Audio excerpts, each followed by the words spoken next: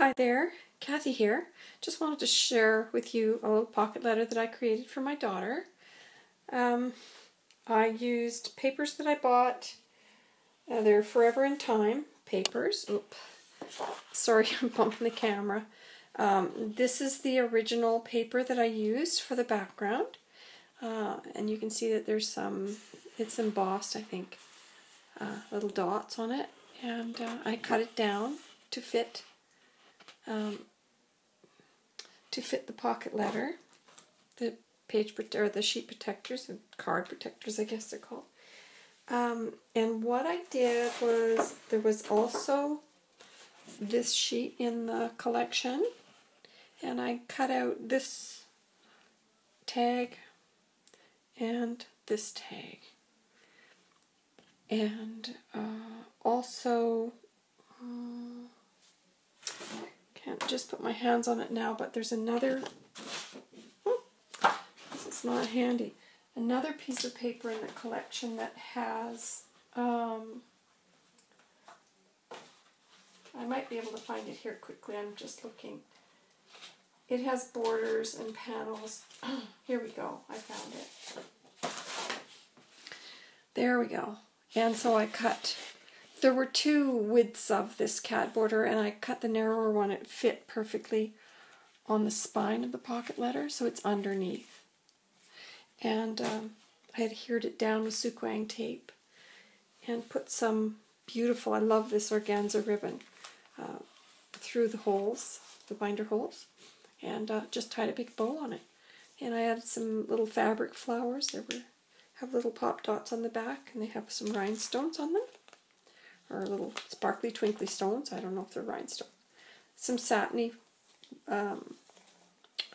hearts and stars. And on this one I stamped "You're the Cat's Meow," and that is, here it is. It's part of this stamp set. It's an older stamp set. It is a 2005, so it's about 10 years old. And it's called "The Cat's Meow," and I just love it. I just think it's really appropriate to her. So I stamped this on that tag, and on this tag I used this stamped image. And what I did was I stamped it twice, and yes, twice, and just adhered it right on the tag. And what I did was I fussy cut out the cat's body, and I pop dotted up, so it has some dimension, so it looks like the cat's actually got his head in the tank. I use some Wink of Stella, but what I will do is, with glossy accents, I will do the fishbowl so it shines, and I've done that with great results before, so that's what I'm going to do as soon as I get my hands on my Wink of Stella. And the back, so far I have one more piece of paper from that paper line, and I really just cut it to fit. I just loved all the little cats on it, so I did that. And I have yet to decide what to put in those pockets, if anything. I might just, because she's not a crafter, a paper crafter per se, I might very well just put a little letter in it and send it just as it is. And so anyway, that's one pocket letter I created for my darling daughter, Carla. And I'll set that aside, and I'll just, if you'll excuse me for a minute, I'll be right back. I want to show you the pocket letter I've created for my sister Liz. Oops, bumped the camera again. And this one was really fun to create. I posted pictures of it both on my Pocket Letter Pals for Canadians, or with Canadians group, and also on my on the Pocket Letter Pals group. And I've had people asking me, where did I get the dolls? Is it a stamped image? And what it is, just to answer your questions, is I took the images from this Lala Loopsy mega coloring book, and it's an activity book. It's got little dolls in it, and I just took some of the images and copied them onto cardstock and fussy cut them, and see if I can find that image that I used.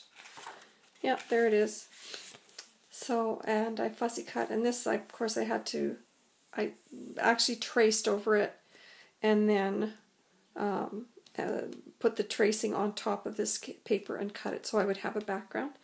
And of course I wanted to eliminate this. So there are some little workarounds that you have to do, but it was fun doing it anyways. That's how I created it. I did go ahead and stamp again and cut out these little bows. I put some Wink of Stella on those, and also the crown, and a little Wink of Stella here and there, but mostly it's just Copic marker. Oh, the hair. This is a wood textured paper. It's actually the reverse side of this green one, and I used that for the trunk of the tree and their hair and their dresses. Just this one, the pinafore on this one. This one is Copic marker coloring, and also the boots on this one were cut, fussy cut, and the little owl as well. And I used a completely separate piece of paper for this. I needed this darker color because my sister Liz's hair color is quite dark, and there are others of us that have light hair, but she's got the darkest of also. And I used this paper, and I only had one piece. I don't know, it looks like a bow bunny, but honestly I just haven't a clue what it was. Unfortunately I cut it off, and if I can find it. I love it anyway. I thought it went really well. Of the 4 choices that I had to work with, that I thought would really work, that one was the best choice. And I just wish I had more, because it was one of my favorite papers. So what I did was I made button flowers. And traditionally I make button flowers with wire. Wire them together, and then they have wire stems. But in this case I wanted embroidery floss, and